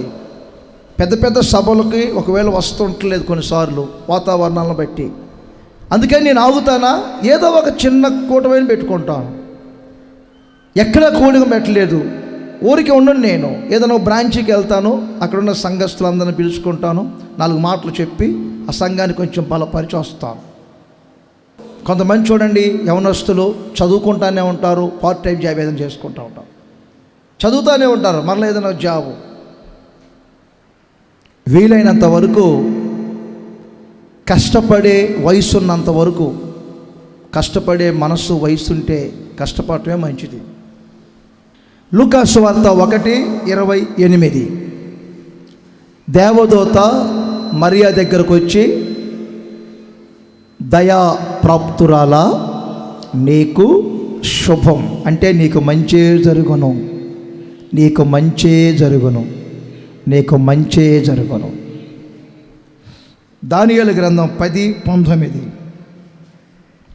దానియేలు కాలములో ఎన్నో సమస్యలు ఎదుర్కొన్నారు, అగ్ని గుండాలు ఎదుర్కొన్న రోజులు ఉన్నాయి. సింహాల గుహలో సింహాలను ఎదుర్కొన్న రోజులు ఉన్నాయి. ఇంకా దానియేలు జీవితాన్ని గురించి మనం ఆలోచన చేసుకుంటూ వస్తే, తాను జరుగుతున్న సంభవాలను బట్టి కానివ్వండి, చూసిన కళ దర్శనాలను బట్టి కానివ్వండి, కృంగిపోయి బలహీనుడై ధైర్యం చెడి ఉంటే దేవదూత వచ్చి తట్టి ఈ మాట అన్నారు చూడండి, దానియేలు నీకు శుభమగునుగాక, నీకు శుభమే జరుగుతుంది, నీకు మంచే జరుగుతుంది, నువ్వేం కంగారు పడబాకు. ఈ ఆరాధనకు వచ్చిన మీ అందరికీ మంచే జరగబోతుంది, మంచి జరగబోతుంది. మీరేం కంగారు పడబాకండి. ఏ నెలల్లో గడ్డు సమస్యలుగా ఉండి కార్యాలు సఫలం కాలేదనుకుంటున్నారో, ఈ నెల మీకు శుభకార్యములు జరుగునుగాక, శుభకార్యములు జరుగునుగాక, మీ జీవితంలో కార్యాలు సఫలమగునుగాక, మీకు శుభం కలుగునుగాక, శుభం కలుగునుగాక. ఆదికాండం 14వ అధ్యాయం 17వ వచనం. అతడు కదొర్లాయోమెరును అతనితో కూడా ఉన్న రాజులను ఓడించి తిరిగి వచ్చినప్పుడు సొదొమ రాజు అతన్ని ఎదుర్కొనుటకు రాజులోయ అను సావేలోయ మట్టుకు బయలుదేరి వచ్చెను. మరియు షాలేము రాజైన మెల్కీషెదెకు రొట్టెను ద్రాక్షారసమును తీసుకొని వచ్చెను. అతడు సర్వోన్నతుడగు దేవునికి యాజకుడు. అబ్రహాము యుద్ధానికి వెళ్ళి లోతును విడిపించుకొని తీసుకొని వచ్చిన సందర్భాలు అవి. అబ్రహామును ఇప్పుడు మెల్కీషెదెకు రొట్టె ద్రాక్షారసమును తీసుకొని ఎదుర్కొనెను. అబ్రహామును ఎందుకు ఎదుర్కొన్నాడు? అబ్రహాముకు ఏమిస్తున్నారు? ఎదుర్కొనుట వలన ఏనండి, మన దేవుడు త్రిత్వమై ఉంటాడు. ఆ త్రిత్వములో ఒక భాగం తండ్రిగా ఉంటారు, రెండవది కుమారుడుగా ఉంటారు, మూడవది పరిశుద్ధాత్ముడుగా ఉంటారు. త్రిత్వములో 3 అనుభవాలు కనబడతాయి. బలిని కోరుకొని అంగీకరించువాడు తండ్రి, బలి పశువు యేసుక్రీస్తు, బలి అర్పించువాడు పరిశుద్ధాత్ముడు. పరిశుద్ధాత్ముడు యాజకునికి సాదృశ్యంగా కనిపిస్తారు ఇక్కడ.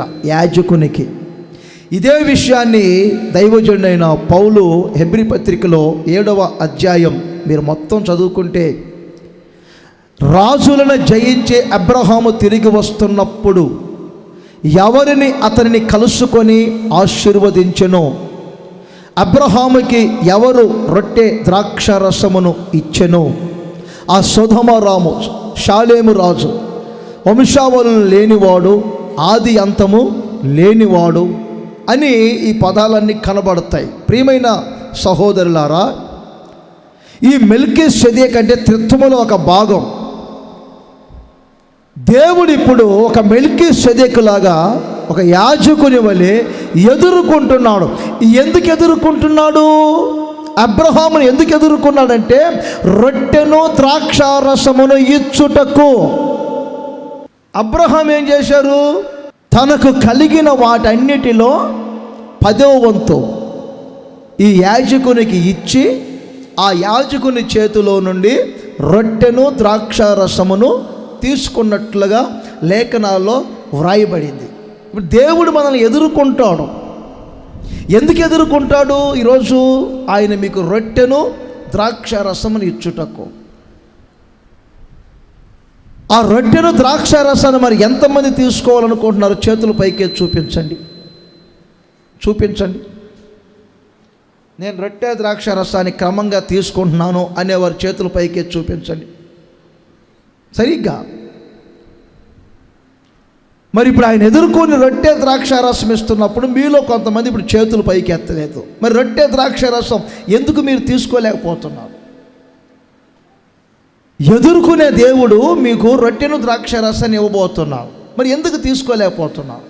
ఏంటి ఆటంకం? రొట్టె అంటే రొట్టె కాదు, ద్రాక్షారసం అంటే ద్రాక్షారసం కాదు. ఈ విషయాన్ని యేసుక్రీస్తు యోహాను సువార్త 6వ అధ్యాయం 54వ వచనములో ఇలా చెప్పారు. చూడండి, నా శరీరము తిని నా రక్తము త్రాగువారు, చూశారండి, రొట్టె అంటే ప్రభు శరీరం, ద్రాక్షారసం అంటే ప్రభు రక్తం. ప్రతి నెల ఒక క్రమం పాటిస్తున్నాం. ప్రభు శరీరాన్ని భుజించాలి, ప్రభు రక్తాన్ని పానం చేయాలి. మీరు ప్రభు శరీరాన్ని తిని ప్రభు రక్తాన్ని త్రాగినప్పుడు జరుగుతుంది ఏమిటంటే మీలో నిత్య జీవం ప్రారంభమవుతుంది. అంత్య దినమున మీ దీన శరీరాలు మహిమగల శరీరాలుగా మార్చబడతాయి. అంత్య దినమున వారిని నేను లేపుదును అంటాడు దేవుడు. వారిని నేను లేపుతాను. ఒక ఇంట్లోనే భార్య ప్రభు శరీరాన్ని ప్రభు రక్తాన్ని భుజిస్తున్నప్పుడు ఒక భర్త ప్రభు శరీరాన్ని ప్రభు రక్తాన్ని భుజించలేకపోతున్నారు. ఎందుకు? ఎంతకాలం ఇంకా వాయిదాలు వేస్తారు? నేను అనకూడదు, కానీ కొంచెం కఠినంగా మీతో మాట్లాడాలంటే ఎందుకు మీకు ఆటంకం? బాప్తిస్మం పొందటానికి ఎందుకు ఆటంకం? యెరూషలేముకు వచ్చి మంత్రి ఆరాధన చేసుకొని వెళ్తూ ఫిలిప్ కలిస్తే ఆయనే అంటారు వాక్యం విని, ఇదిగో విస్తారంగా నీళ్లు ఉన్నాయి, బాప్తిస్మం పొందటానికి ఆటంకం ఏమిటి నాకు అంటారు. నాకు ఆటంకం ఏమిటి బాప్తిస్మం పొందటానికి? మీకు తెలియట్లా. మేము అనుకుంటున్నారు బాప్తిస్మాన్ని మేము నిర్లక్ష్యం చేస్తున్నామని. మీరు నిర్లక్ష్యం చేసేది బాప్తిస్మాన్ని కాదు, నిత్య జీవాన్ని నిర్లక్ష్యం చేస్తున్నారు. అపోస్తుల కార్యం 13వ అధ్యాయం 46వ వచనం చదువుతారు. చూడండి, 46, 13, 46. అప్పుడు పౌలును బర్నబాయు ధైర్యముగా ఇట్లనిరి, దేవుని వాక్యము, చూడండి, దేవుని వాక్యము మొదట మీకు చెప్పుట ఆవశ్యకమే, మీకు చెప్పడం మంచిదే, అయినను మీరు దాన్ని త్రోసివేసి, దేవుని వాక్యాన్ని మీరు త్రోసివేస్తున్నారు. మిమ్ముల్ని మీరే నిత్య జీవానికి అపాత్రులుగా ఎంచుకుంటున్నారు. మీరు నిత్య జీవం నాకు వద్దంటున్నారు. మీరు ఎంత బాధకరం. బాప్తిస్మాలు పొందకుండా ఎంతకాలం ఇంకా అపాత్రులుగా ఎంచుకుంటారు, నిత్య జీవాన్ని ఎందుకు పాడు చేసుకుంటారు?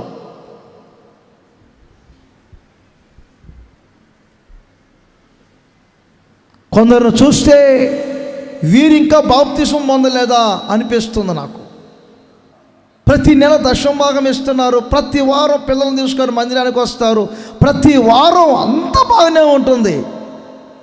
ప్రతి నెల సేవకులు పిలిపించుకొని విజిటింగ్లు చేయించుకుంటారు, ప్రతి వారం మందిరానికి క్రమంగా వస్తారు, కష్టార్జితంలో దశమభాగం ఇస్తారు, అన్నీ బాగున్నాయి. కానీ ఇంకా బాప్తిస్మం పొందలేదంటే నాకు అసలు మతిపోయింది. ఈ హొసన్న కుటుంబంలో ఇంకా చేరలేదు ఏంటి అనిపించింది. బ్రదర్, దేవుడు నీతో మాట్లాడుతున్నాడు. బ్రదర్, దేవుడు మీతో మాట్లాడుతున్నాడు. మిమ్మల్ని మీరే నిత్య జీవానికి అపాత్రులుగా ఎంచుకుంటున్నారు. బ్రదర్, ఎన్నోసార్లు వాక్యం మీ వద్దకు వచ్చింది, మీరు త్రోసి వేస్తున్నారు. ఎన్నో కోణాల్లో వాక్యం మీ దగ్గరకు వస్తుంది, మీరు త్రోసి వేస్తున్నారు. మీరు మీలాంటి వాళ్ళు ఇంకా బాప్తిస్మం పొందకపోతే ఎలా బ్రదర్? మీలాంటి వాళ్ళు, మీరు మీలాంటి వారు ఇంకా బాప్తిస్మం పొందకపోతే ఎలా సిస్టర్?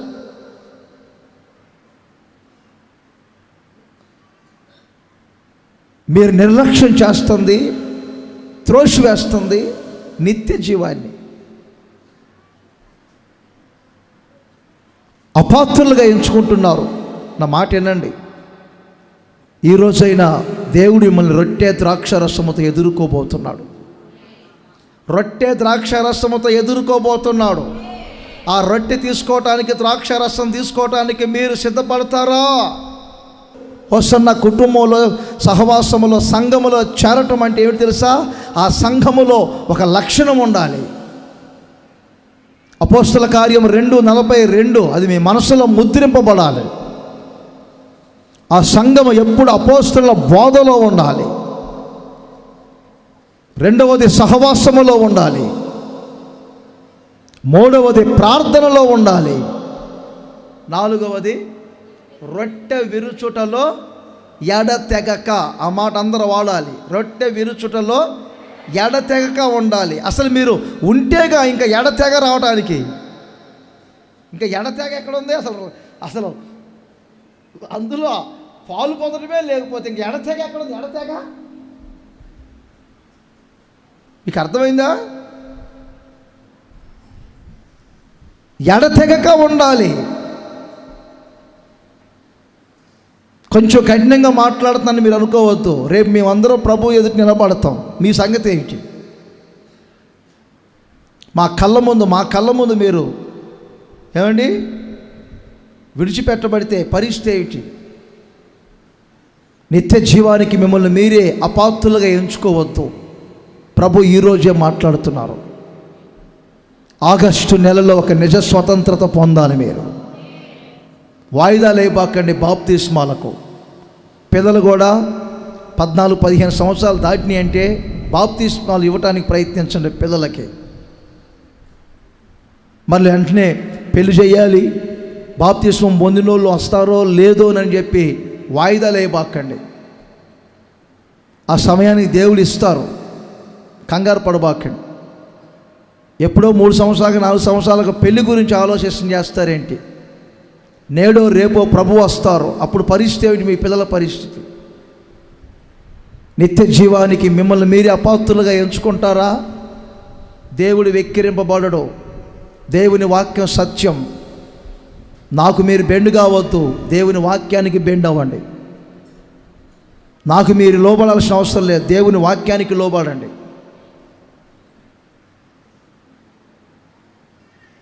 దేవుని వాక్యానికి స్పందించండి. ఇంకా బాప్తిస్మాలు పొందకుండా ఎన్ని రోజులు వాయిదాలు వేస్తా? దేవుడు మనం ఎదుర్కోబోతున్నారు ఈరోజు.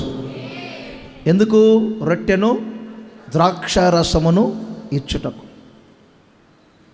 4 విధములైన ఆశీర్వాదాలు మనకు కలగ చేయటానికి దేవుడు మనల్ని ఎదుర్కొంటూ ఉన్నాడు. హెబ్రీయుల దేవుడు మమ్మును ఎదుర్కొనెను అనాలి అందరూ. మీరు కూడా గట్టిగా,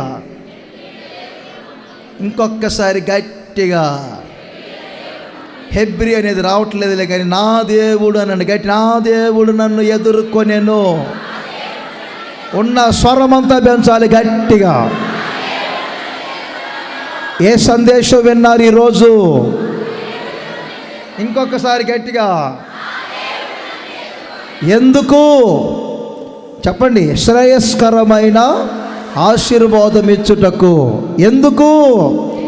నోట శాపవచనాలు తొలగించి ఆశీర్వాదపు వచనాలు, నోటి మాటను మార్చుటకు.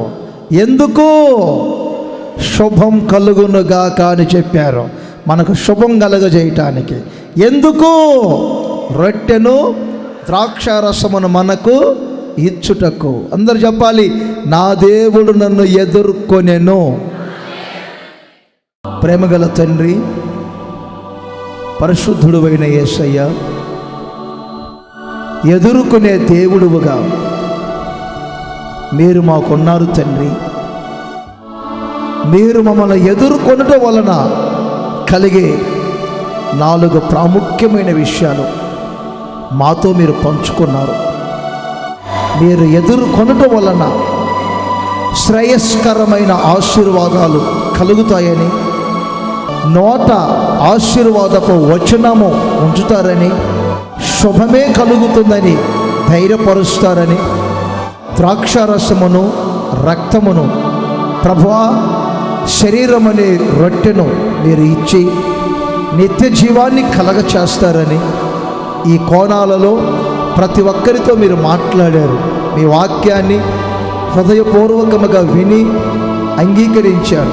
ఈ కుటుంబాలను, వీరిని శారీరకముగా, ఆత్మ సంబంధముగా ఆశీర్వదించమని కోరుకుంటూ ఉన్నాను. యేసు నామములో అడుగుచున్నాను తండ్రి, ఆమేన్.